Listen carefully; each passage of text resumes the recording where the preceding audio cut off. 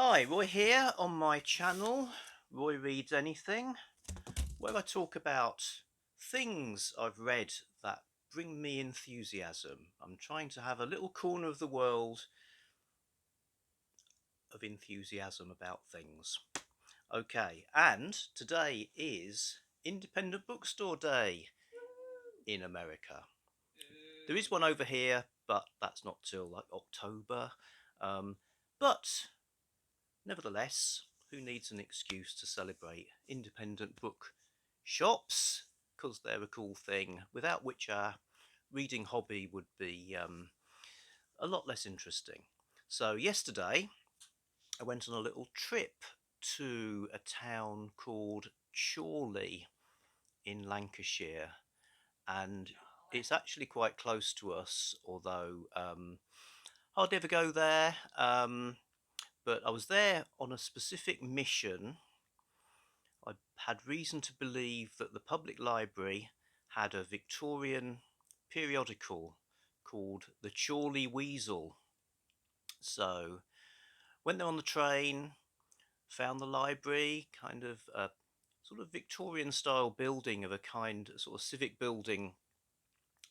You see a lot of buildings looking very much like this, and inside there's a sort of a community history room, and they did indeed have the Chorley Weasel, every copy of it from 1881 to 1883.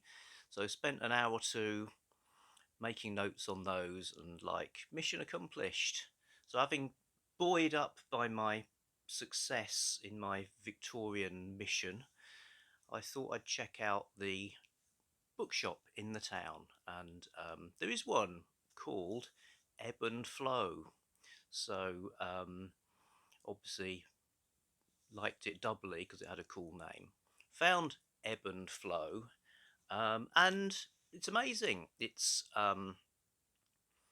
pretty small, physically pretty small, but jam packed with stuff. And I suppose it can't be easy running an indie bookstore at the moment and making use of every inch of space.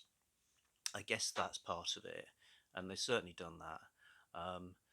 Probably making use of time as well. It looks like they have lots of events and things like that. So had a look round, and I found a poetry book that I bought for Dr. Jenny. It's Looking Through Letterboxes by Caroline Bird. I think having a decent poetry selection is a really good sign in a bookshop, because it's a pretty, can't get away from it being a bit of a minority interest, I suppose. Um, but a lot of places, if you ask for the poetry, all you get is Pam Ayres and a clip round the ear. Um, whereas here, two or three shelves, well, maybe some Simon Armitage, but here they had two or three shelves, lots of cool stuff, interesting things. This one turned out to be signed as well, so that's nice. So pleased to find that. For myself, this book is quite small.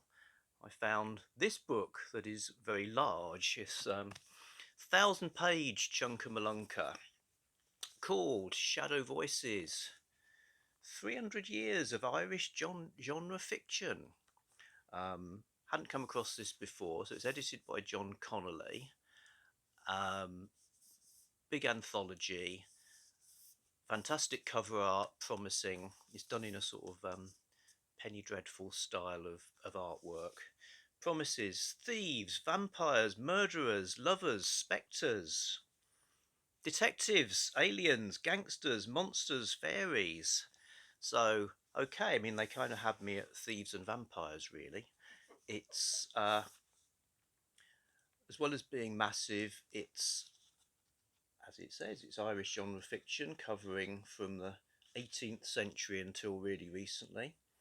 60 authors, and what you get is, as well as the stories, Connolly's written sort of 3 or 4 page little articles about each of the writers. So it's kind of like almost an encyclopedia of genre writers from Ireland.